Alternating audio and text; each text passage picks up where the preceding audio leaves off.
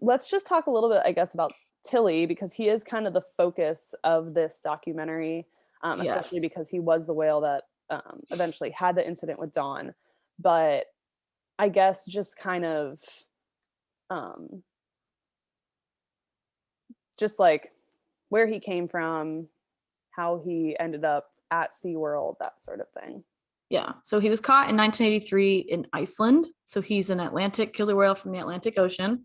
He was 2 years old. They say, I think he was 11 and a half feet long. He's a big boy. And he was taken to Sealand, the Pacific, in Victoria, Canada. Okay. So he was 2 years old when he arrived. There were already two other females at the park, Nootka 4 and Haida. This was Tilikum when he first arrived. I don't even know if you'll be able to see this in the I can always pop it up on the screen too. He's covered in white. They would cover them in this what is it called? It starts with an I. This chemical essentially that helped, I think, with like stress and keeping sun off them and whatnot. Weird. Basically, he came and he's like coated in this white stuff. So he looks really weird. But yeah, he lived there for a long time. They talk about in the documentary how the two females that were with him, they are more dominant because they are well, it's a matriarchal society anyway, right? So yeah, females in the wild would be more dominant than in comes this random little man. Do we know were the two females that were in the pen, were they captured prior to when things had to move to Iceland? Like were they southern resident or northern resident whales? I am pretty sure that they were.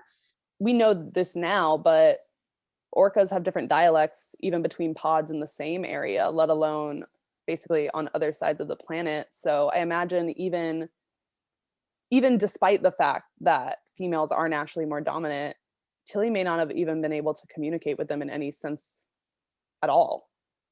For people that don't know, do you want to just really quickly touch on the difference between a resident and a transient orca? Yes. So one of the main differences is going to be their diets. So but in general, residents are whales that we will that generally will stay more inland. We see more regularly, and they are usually fish eating animals, whereas transients, or big killer whales as they are here in the Salish Sea, they are mammal eating. They traverse generally bigger differences. They'll kind of go out into the open ocean a bit more, and we don't fully know where the southern residents go when we don't see them. But transients, they're transient, kind of as the name implies. And so yeah, the biggest difference is they look different as well. Mm-hmm. So they have physical differences between well, even between pods can be even between pods, but like different. their fins, I believe transients have a more pointed dorsal, whereas residents will kind of have more curved. It's one or the other. But basically that's one of the differences. Different appearances, yeah. And I'll pop some pictures up here too, so you guys. Residents will have open saddle patches more, whereas transients won't. Their saddle patches will be closed. Not all residents have an open saddle patch, but they are the ones that do have at least a little opening.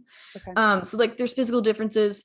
But yeah, diet's kind of like the biggest one people will say. Right. And that's normally what I tell people when they ask about them just on tour and stuff like that, because there is a transient pod in the Hawaiian Islands. Yeah. Very rare to see them, but they are here. Yeah. So completely different population, different ocean. I mean, even Haida and Nuka could have been from different populations. If they were both residents, that does mean they were able to conversate, with each other, at least a little bit. Understand each other. Yeah. And each pod has different dialects, but altogether the southern residents do share like one common understanding. And even if they were at least like a transient to a resident, they would know the calls because they would hear each other. They would hear them, right? Yeah. You'd be like, okay, like they could at least recognize. Yeah. Like I don't know you from my mother, but like I know that I've heard your calls before. Well, it's probably, I mean, I guess you could compare it almost to like here in the US, if you speak English, everyone speaks English, but depending on what region of the US you live in, you may use different terms like soda versus pop, or slippers versus flip-flops, So I'm sure it's kind of that idea with the southern residents, but given the fact that Tilikum is all the way from the Atlantic, a completely different ocean, a completely different side of the planet, there probably wasn't able to even have that recognition, at least that we know of. Yeah, so that is one thing. And there have been different aggression issues in captivity that we have kind of learned about. cited. And they touch on it in the documentary as well. Yeah,